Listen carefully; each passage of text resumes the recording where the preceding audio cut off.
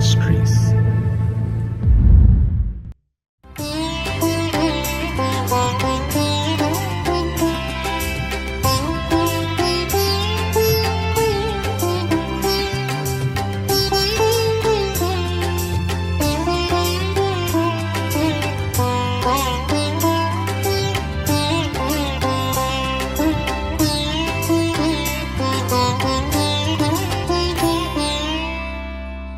ஆண்டவரும் இரட்சகருமாகிய இயேசு கிறிஸ்துவின் நாமத்தினாலே காட் கூஸ் மினிஸ்ட்ரீஸின் யூடியூப் சேனல் வாயிலாக உங்களை சந்திப்பதில் பெரும் மகிழ்ச்சி அடைகிறேன். இந்த புதிய நாளிலே தேவனாகிய கர்த்தர் நம்மை நினைத்து ஆசீர்வதிக்க விரும்புகிறார். கடந்த நாட்களிலெல்லாம் நம்மை பாதுகாத்து இந்த நாளுக்குள் பிரவேசிக்க நமக்கு இரக்கம் பாராட்டியிருக்கிற தேவாதி தேவனுக்கு ஸ்தோத்திரம் உண்டாவதாக. அவருடைய இரக்கங்களும் அவருடைய தயவும் அவருடைய கிருபையும் நம்மை ஒவ்வொரு நாளும் பின்தொடர்ந்து கொண்டிருக்கிறதினாலே தொடர்ந்து நாம் கர்த்தருக்கு நன்றியுள்ளவர்களாய் இருப்போம். கர்த்தர் நமக்கு சொன்னவைகளையெல்லாம் நிச்சயம் நமக்கு செய்யத்தான் போகிறார். தேவன் செய்ய போகிற அதிசயமான காரியங்களை எதிர்நோக்கி காத்திருப்போம். நம்முடைய நம்பிக்கையிலே விசுவாசத்திலே உறுதியாய் நாம் தரித்திருப்போம். தேவனாகிய கர்த்தர் ஒவ்வொரு நாளும் நம்மோடு பேசும்படியாய் கொடுக்கிற ஒவ்வொரு வார்த்தைகளையும் பற்றி கொள்வோம். ஏனெனில் கர்த்தருடைய ஒவ்வொரு வார்த்தையிலும் ஜீவன் உண்டு. அந்த ஜீவனுள்ள வார்த்தைகளை நம்பி காத்திருப்போம். தேவனாகிய கர்த்தர் பெரிய காரியங்களை செய்வாராக. ஆமென்.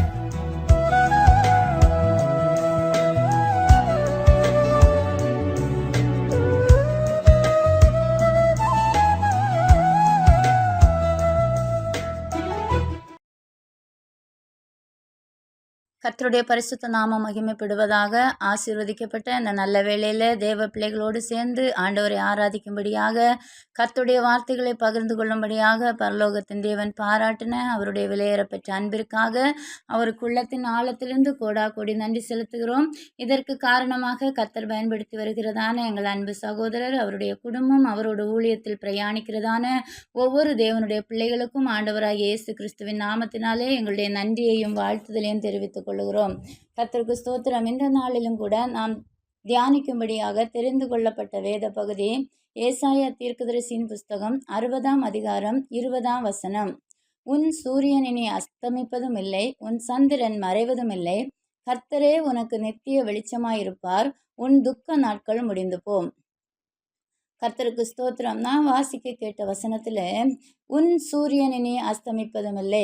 ஆம் தேவனுடைய பிள்ளைகளே, இந்த உலகத்திலே வாழ்கிற தேவனுடைய பிள்ளைகளாகிய நமக்கு 2 விதமான சூரியன்கள் உண்டு. ஒன்று உலக பிரகாரமான சூரியன், அது வல்லமையாக பிரகாசிக்கிறபடினால தான் இந்த பகல் ஏற்படுகிறது. ஆனால் இரவு நேரத்தில் அது மாலை நேரத்தில் மறைந்து போகிறது. சூரியன் மறைகிறதுனாலே இருளும் சூழ்ந்து விடுகிறது. இரவும் பகலும் மாறி மாறி வருகிறதுனால தான் நாம் இந்த உலகத்திலே பகல் நேரத்தில் வேலை செய்கிறோம், இரவிலே இளைப்பாறுகிறோம். ஆனால் நித்தியத்தில் ஒரு சூரியன் காணப்படுவதில்லை என்று வேதம் சொல்லுகிறது. வேதம் சொல்லுகிறது, கர்த்தர் தாமே நீதியின் சூரியனாக மகிமையாக பிரகாசிப்பார் என்று சொல்லப்பட்டிருக்கிறது. அந்த நித்திய ராஜ்யத்திலே இருள் இருக்காது, இரவு இருக்காது. எப்பவுமே நீதியின் சூரியனாக நித்திய வெளிச்சமாக நம்முடைய ஆண்டவராகிய இயேசு கிறிஸ்து அங்கே வீற்றிருப்பார். வேதம் சொல்லுகிறது, நகரத்திற்கு வெளிச்சம் கொடுக்க சூரியனும் சந்திரனும் அதற்கு வேண்டுவது தேவனுடைய மகிமையே அதை பிரகாசிப்பித்தது, ஆட்டுக்குட்டியானவரே அதற்கு விளக்கு என்று சொல்லப்பட்டிருக்கிறது. மத்தேயு 5ஆம் அதிகாரம் 14ஆம் வசனம் சொல்லுகிறது, நீங்கள் உலகத்துக்கு வெளிச்சமாக இருக்கிறீர்கள். ஆம் தேவ பிள்ளைகளே, நாம் எப்படி இந்த உலகத்துக்கு வெளிச்சமாக இருக்கிறோம்? ஆண்டவராகிய இயேசு கிறிஸ்துவிடத்திலிருந்து வருகிறதான அந்த பிரகாசத்தை, அவருடைய பிரசன்னத்தை, அவருடைய மகிமையை நாம் பெற்றுக்கொண்டு இந்த உலகத்திலே நாம் வெளிச்சத்தின் பிள்ளைகளாக, நாம் பிரகாசிக்கிற பிள்ளைகளாக, இந்த உலகத்தில் வாழ்கிற இருளான ஜனங்களுடைய இருளை நீக்கிவிட்டு வெளிச்சத்தை கொண்டு வருகிற பிள்ளைகளாக நாம் வாழ்ந்து கொண்டிருக்கிறோம். கர்த்தருக்கு ஸ்தோத்திரம். ஒவ்வொரு நாளும் அந்த வெளிச்சத்தை நம்ம நோக்கி பார்க்கிறபடினால தான் நாம் இந்த உலகத்திற்கு வெளிச்சம் கொடுக்க முடிகிறது. அவரை நோக்கி பார்க்கவில்லை என்று சொன்னால் நம்மால் இந்த உலகத்திலே வெளிச்சம் கொடுக்க முடியாது. நம்முடைய வாழ்க்கையில சில நாட்களில வெளிச்சம் தரக்கூடிய பிள்ளைகளாகவும், சில நாட்களில இருளான வாழ்க்கை வாழ்கிற வாழ்க்கையாகவும் நம்முடைய வாழ்க்கை ஒரு நாளும் இருந்து விடக்கூடாது. எப்பவுமே நாம் பிரகாசிக்கிற பிள்ளைகளாக, அவருடைய வெளிச்சத்தை பிரதிபலிக்கிற பிள்ளைகளாக நாம் வாழ வேண்டும் என்பது தேவனுடைய சித்தமா இருக்கிறது. நம்முடைய ஆண்டவராகிய இயேசு கிறிஸ்து அவர் ஒரு நாளும் மாறுகிற தேவன் அல்ல. அவர் மாறாதவராய் இருக்கிறது போல நாமும் அவருடைய பிரசன்னத்திலே மாறாத பிள்ளைகளாக, நேற்றும் இன்றும் என்றும் மாறாத தேவனுடைய பிள்ளைகளாக, நாம் வெளிச்சம் கொடுக்கிற பிள்ளைகளாக வாழ வேண்டும் என்று சொல்லி கர்த்தர் விரும்புகிறார். ஆதியாகமம் 1 நாம் வாசிக்கும்போது, அவரே ஆண்டவராகிய தேவன் வெளிச்சத்தையும் இருளையும் வெவ்வேறாக பிரித்தார். வெளிச்சம் நல்லது என்று கண்டார். ஆம் கர்த்தருடைய பிள்ளைகளே, நாம் வெளிச்சத்திலே வாழும்போது, நாம் இந்த வெளிச்சத்தின் பிள்ளைகளாக இருக்கும்போது, நம் பரலோக ராஜ்யம் நம்மை பார்த்து சந்தோஷப்படுகிறது. ஆண்டவராகிய தேவன் நம்மை பார்த்து சந்தோஷப்படுகிறார். ஆகவே வெளிச்சத்தின் பிள்ளைகளான நாம் இருளான உலகத்திலிருந்து வேறு பிரிந்து வாழ வேண்டும் என்பது தேவனுடைய சித்தமாக காணப்படுகிறது. வேதம் சொல்லுகிறது, இருளுக்கும் ஒளிக்கும் ஐக்கியம் இல்லை, கிறிஸ்துவுக்கும் பேலியாளுக்கும் சம்பந்தம் இல்லை. தேவனுடைய பிள்ளைகள் எப்பொழுதும் ஒளியின் பிள்ளைகளாக பரிசுத்தவான்களோடு இணைந்து பரிசுத்தமாய் ஜீவிக்க வேண்டுமே தவிர, இந்த உலகத்தின் இச்சைகளிலே பாவங்களிலே விழுந்து போகாதபடி, ஆண்டவரை அறியாத இருளான மக்களோடு நட்புறவு வைத்துக் கொள்ளாதபடி எரிந்து பிரகாசிக்கிற விளக்குகளாக வாழ வேண்டும் என்பது தேவ சித்தமாயிருக்கிறது. ஆம் கர்த்தருடைய பிள்ளைகளை, யோவான் 1 சொல்லுகிறது, இயேசு கிறிஸ்துவுக்குள் ஜீவன் இருந்தது, அந்த ஜீவன் மனுஷருக்கு ஒளியாக இருந்தது. அப்போ அந்த ஒளியை நாம் தரித்திருக்கும் போது தேவனுடைய வெளிச்சம் நம்மேலே வீசிக்கொண்டே இருக்கும். அந்த வெளிச்சத்துல ஆண்டவராகிய தேவன் வாசம் பண்ணி கொண்டே இருப்பார். ஹல்லேலூயா. ஆண்டவரை குறித்து சொல்லும்போது அவர் பிரகாசமான விடிவெள்ளி நட்சத்திரமானவர் என்று சொல்லி இருக்கிறது. எந்த மனுஷனையும் பிரகாசிப்பிக்கிற மெய்யான ஒளி என்று சொல்லப்பட்டிருக்கிறது. நாமும் பிரகாசிக்கிற விளக்குகளாக மாறுவதற்காக அவர் பிரகாசத்தில் வல்லவராக இருக்கிறார். சவுலை சந்திக்கும் போது ஆண்டவராகிய தேவன் முதலாக சவுலை சந்திக்கும் போது வானத்திலிருந்து ஒரு ஒளி அவரை சுற்றிலும் பிரகாசித்தது என்று சொல்லி நாம் பார்க்கிறோம். ஆண்டவருடைய பிள்ளைகளாகிய நம்மை ஒரு ஒளி வழி நடத்த வேண்டும். அந்த ஒளி நம்மை வழி நடத்தும் போது அது இருளுக்குள்ளே நம்மை கொண்டு செல்வதில்லை. எப்பவுமே நம்முடைய வாழ்க்கை வெளிச்சமாகவே காணப்படும். வாசிக்க கேட்ட வசனத்தின்படி, உன் சூரியன் இனி அஸ்தமிப்பதும் இல்லை, உன் சந்திரன் இனி மறைவதும் இல்லை, கர்த்தரே உனக்கு நித்திய வெளிச்சமாயிருப்பார். ஏசாயா 60 முதல் வசனத்திலே நாம் வாசிக்கிறோம், எழும்பி பிரகாசி, உன் ஒளி வந்தது, கர்த்தருடைய மகிமை உன்மேல் உதித்தது என்று சொல்லி. யார் யாரெல்லாம் ஆண்டவருக்காக எழும்பி பிரகாசிக்கிறார்களோ அவர்களுக்கு ஆண்டவர் நித்திய வெளிச்சமாக, நித்திய மகிமையாக அவருடைய வாழ்க்கையில இருப்பார் என்பதில் எந்த சந்தேகமும் இல்லை. நம்முடைய வாழ்க்கையினுடைய முதல் அனுபவம் என்ன தெரியுமா? மகிமையை காண்கிற அனுபவம்.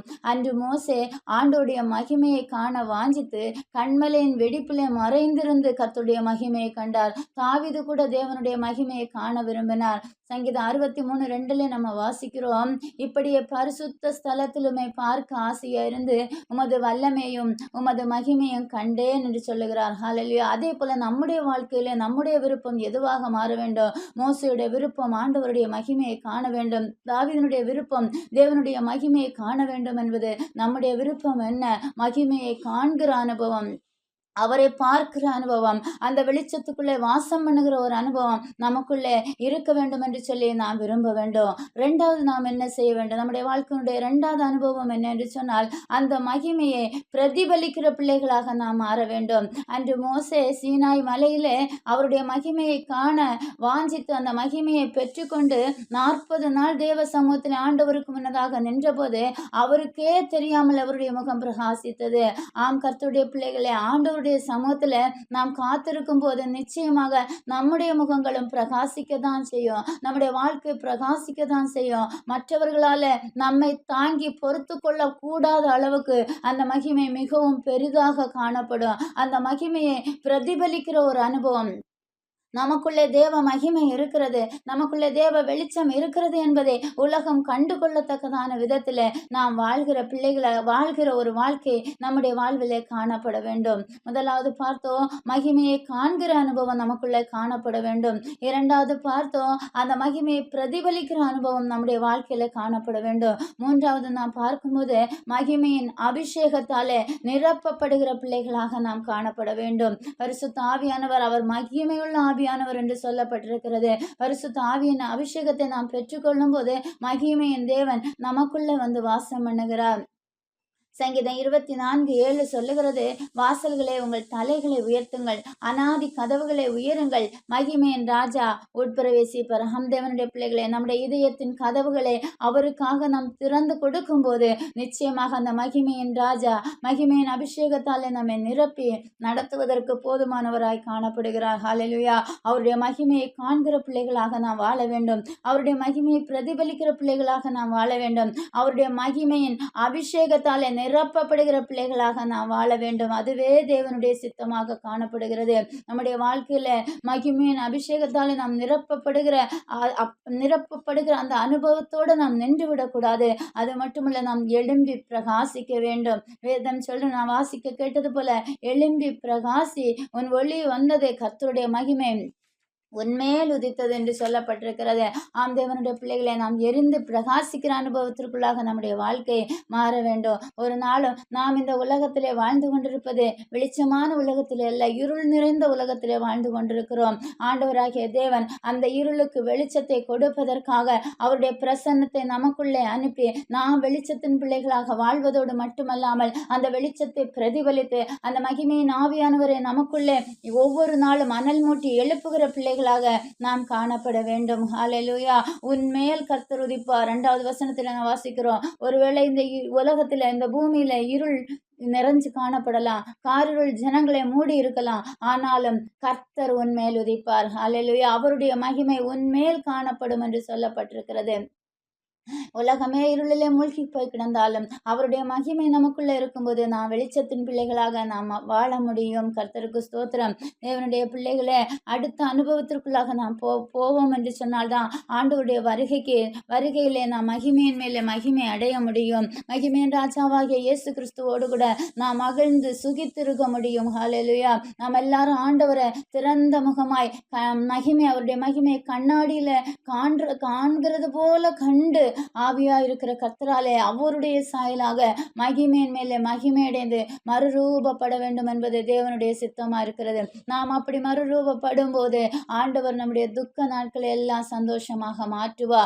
உன் துக்க நாட்கள் முடிந்து போகும் என்று வேதம் சொல்லுகிறது. இவ்வளவு நாள் கஷ்டப்பட்டது போதும், கண்ணீர் வடித்தது போதும், அந்த மகிமையின் ராஜ்யத்திற்குள்ளே, பரலோக ராஜ்யத்திற்குள்ளே பிரவேசிக்கிறதற்கு நாம் பாத்திரவான்களாக மாறும்போது மகிமையின் மேலே மகிமையடைந்து துக்கமெல்லாம் சந்தோஷமாக மாறுவதற்கான வழியை ஆண்டவர் நமக்காக திறந்து தருவார். கர்த்தருக்கு ஸ்தோத்திரம். ஆண்டவருக்கு ஸ்தோத்திரம். நம்முடைய வாழ்க்கையில துக்கம் அப்படின்னு சொல்லி வரும்போது அது வெறும் துக்கத்தை மட்டும் தர்றதில்லை, அது ரொம்ப நம்முடைய வாழ்க்கையில மனவேதனையை கொண்டு வரும். எதிரிகளுடைய சீரல் வரலாம், பண கஷ்டம் வரலாம், மன கஷ்டம் வரலாம், இப்படி பலவிதமான தீமைகள் நம்மை சேர்ந்து வருகிறது போல இருக்கலாம். சில துக்கங்கள் நம்ம சாப்பிட வைக்கிறது இல்லை, அநேக நேரங்களில் நமக்கு ரொம்ப கண்ணீரை வரவழைக்கிறதா காணப்படுகிறது. கர்த்தருக்கு ஸ்தோத்திரம். அந்த உலகத்தில் நம்ம வாழும்போது, நம்ம சந்தோஷமா இருக்கும்போது நம்மோடு சேர்ந்து சந்தோஷப்படுவதற்கு அநேகர் காணப்படுவார்கள். ஆனால் நாம் அழும்போது, நாம் வேதனைப்படும் போது நம்மோடு கூட அந்த துயரத்தை பகிர்ந்து கொள்வதற்கு யாருமே இருக்க மாட்டார்கள். ஆனால் எல்லா சூழ்நிலைகளிலேயும் நம்முடைய துக்கத்தை காண்கிற ஒரு தேவன் உண்டு, அந்த கண்ணீரை துடைக்கிற ஒரு தேவன் உண்டு, தாயை போல தேற்றுகிற ஒரு தேவன் உண்டு. ஹல்லேலூயா. அந்த தேவன் தான் நமக்குள்ளே வாசம் பண்ணி கொண்டிருக்கிற நீதியின் சூரியன் ஆகிய இயேசு கிறிஸ்து. அவர் நம்முடைய வாழ்க்கையில் இருக்கிற எல்லா துக்க நாட்களையும் எடுத்து போடுவார். கர்த்தருக்கு ஸ்தோத்திரம். ஒருவேளை பிரசங்கி 3:4 சொல்லப்பட்டிருக்கிறபடி, அழ ஒரு காலம் உண்டு, நகைக்க ஒரு காலம் உண்டு, புலம்ப ஒரு காலம் உண்டு, நடனம் பண்ண ஒரு காலம் உண்டு, ஒவ்வொன்றுக்கும் ஒவ்வொரு காலம் உண்டு. அழுகிறதற்கும் புலம்புறதற்கும் ஒரு காலம் இருந்தா நிச்சயமா நம்முடைய வாழ்க்கையில நாம் அழுததற்கும் புலம்புனதற்கும் ஈடாக சந்தோஷப்படவும் அவரை மகிமைப்படுத்தவும் அவரை கொண்டாடுவதற்குமான வாய்ப்புகளை ஆண்டவர் நமக்கு தருவார். யோவான் 16:20 சொல்லுகிறது, உங்கள் துக்கம் சந்தோஷமாக மாறும். இந்த உலகத்தில் ஒருவேளை உபத்திரம் இருக்கலாம், ஆனாலும் திடன் கொள்ளுங்கள், நான் உலகத்தை ஜெயித்தேன் என்று சொன்ன கர்த்தர் இந்த உலகத்தை ஜெயிக்கிற பிள்ளைகளாக நம்மையும் மாற்றுவதற்கு போதுமானவராக இருக்கிறார். ஹல்லேலூயா. நம்முடைய துக்கங்களை எல்லாம் இயேசு சந்தோஷமாக மாற்றுவார். நம்முடைய கண்ணீரை இயேசு ஆனந்த களிப்பாக மாற்றுவார். நம்முடைய புலம்பலை தேவன் மன மகிழ்ச்சியாக மாற்றுவார். தோல்விகளை ஜெயமாக மாற்றுவார். ஹல்லேலூயா. இன்னைக்கு ஆண்டவர் சொல்லுகிறார், உங்கள் துக்க நாட்கள் முடிந்து போகும். ஆம், ஆண்டவருடைய சமூகத்தில் நாம் பிரகாசிக்கிற பிள்ளைகளாக மாறுவோம். அவருடைய சமூகத்தில் அவருடைய மகிமையை காண்பதற்கு வாஞ்சிப்போம். அந்த மகிமையை பிரதிபலிப்பதற்கு நாம் நம்மை ஒப்பு கொடுப்போம். அந்த மகிமையின் அபிஷேகத்தால் நிரப்பப்படுகிற பிள்ளைகளாக நாம் மாறுவோம். நாம் இந்த உலகத்துக்குள்ள எழும்பி பிரகாசிக்கிற விளக்குகளாக ஆண்டவருக்காக சுடர் விடுவோம்.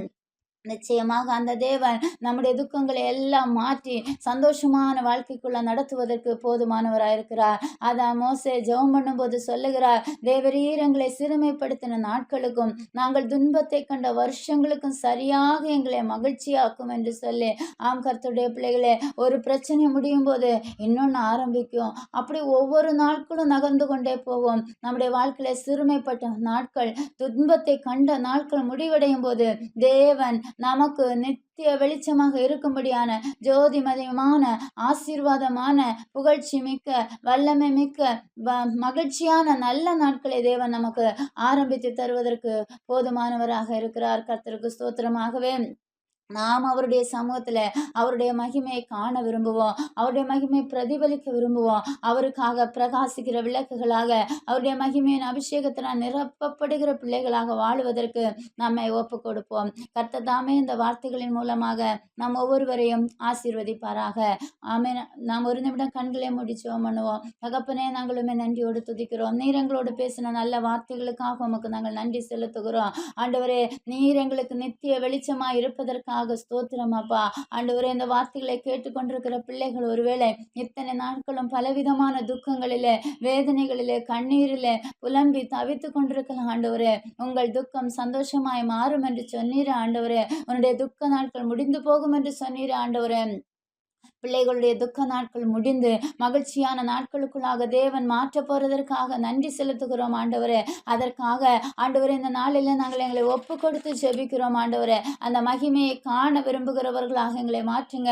துக்கத்திலே துவண்டு போகாதபடி உம்முடைய மகிமையை காணும் வாஞ்சியை, விருப்பத்தை எங்களுக்குள்ள தேவன் கட்டளையிடுவீராக என்று ஜெபிக்கிறோம் தகப்பனே. ஆண்டவரே, நம்முடைய பிள்ளைகள் ஒவ்வொருவருக்குள்ளேயும் தேவன் அப்படிப்பட்ட கிருபையை கட்டளையிடுங்க தகப்பனே. ஆண்டவரே, அதை பிரதிபலிக்கிற பிள்ளைகளாக உம்முடைய மகிமையை பிரதிபலிக்கிற பிள்ளைகளாக ஒவ்வொருவரையும் மாற்றுங்க. உமக்காக சுடர் விட்டு எரிய உம்முடைய சமூகத்திலிருந்து வருகிற ஆசீர்வாதங்களை பெற்றுக்கொள்ள கர்த்தர் ஒவ்வொருவருக்கும் கிருபை பாராட்டுங்க. ஒவ்வொரு பிள்ளைகளையும் ஆசீர்வதித்து உயர்த்த மேன்மைப்படுத்துங்க. தேவரீர் அப்படியே செய்வதற்காக உமக்கு நன்றி செலுத்துகிறோம். இயேசுவின் நாமத்தில் ஜெபிக்கிறோம் எங்கள் ஜீவனுள்ள நல்ல பிதாவே. ஆமேன், ஆமேன்.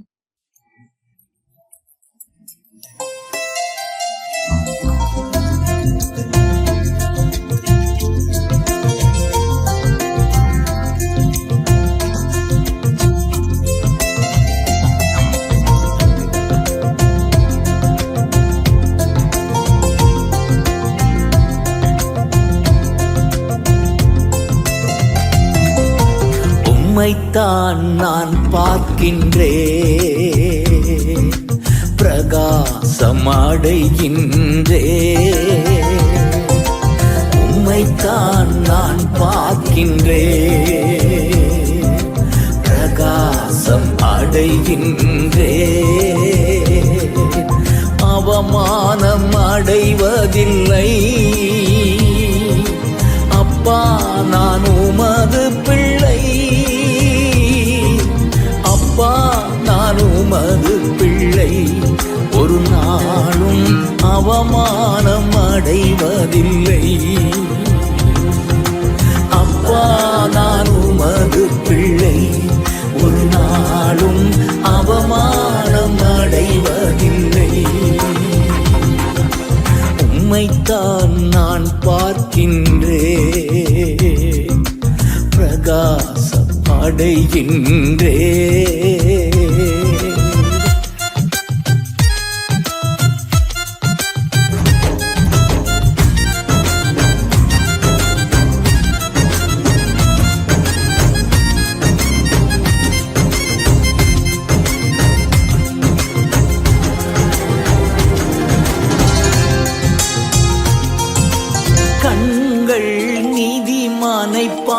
பார்க்கின்றன, செவிகள் மன்றாட்டை கேட்கின்றன. உன் கண்கள் நீதிமானை பார்க்கின்றன, உன் செவிகள் மன்றாட்டை கேட்கின்றன. இடுக்கண் நீக்கி விடுவிக்கின்றீர், இடுக்கண் நீக்கி விடுவிக்கின்றீர்.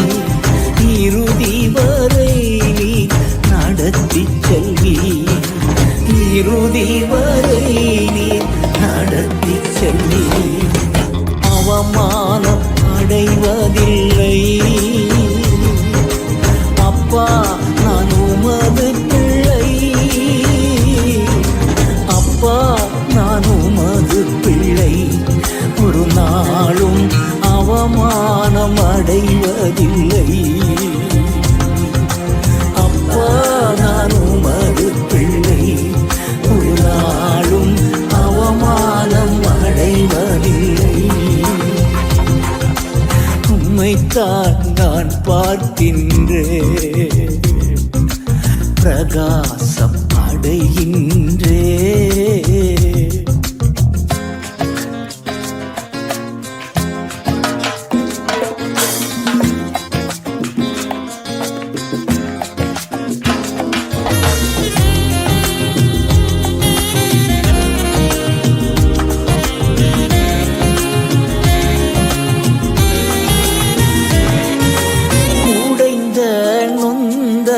உள்ளத்தோடு கூடவே இருந்து பாதுகாக்கின்றீர். உடைந்த நொந்த உள்ளத்தோடு கூடவே இருந்து பாதுகாக்கின்றீர். அநேக துன்பங்கள் சேர்ந்து வந்தாலும், அநேக துன்பங்கள் சேர்ந்து வந்தாலும் அனைத்தி நின்றும் நீ விடுவிக்கின்றீர், அனைத்தி நின்றும் நீ விடுவிக்கின்றீர். அவமானம் அடைவதில்லை அப்பா, நான் உமது பிள்ளை. அப்பா, நான் உமது பிள்ளை. ஒரு நாளும் அவமானம் அடைவதில்லை. அப்பா, நான் உமது பிள்ளை. ஒரு நாளும் அவமானம் அடைவதில்லை. உம்மைத்தான் நான் பார்க்கின்றேன், பிரகாசம் அடைகின்றேன்.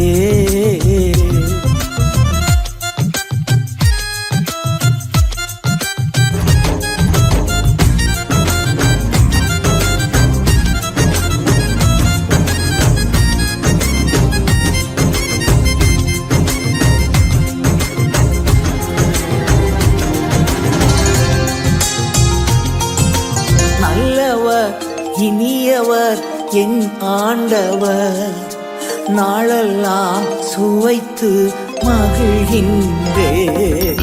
நல்லவர் இனியவர் என் ஆண்டவர், நாளெல்லாம் சுவைத்து மகிழ்கின்றேன். உண்மையாய் கர்த்தரை தேடும் எனக்கு, உண்மையாய் கர்த்தரை தேடும் எனக்கு ஒரு நன்மையும் குறைவதில்லையே, ஒரு நன்மையும் குறைவதில்லையே. அவமானம் அடைவதில்லை அப்பா, நான் உமது பிள்ளை. அப்பா, நான் உமது பிள்ளை. ஒரு நாளும் அவமானம் அடைவதில்லை. அப்பா, நான் உமது பிள்ளை. ஒரு நாளும் அவமானம் அடைவதில்லை. உம்மைத்தான் நான் பார்க்கின்றேன், பிரகாசம் அடைகின்றேன். உம்மைத்தான் நான்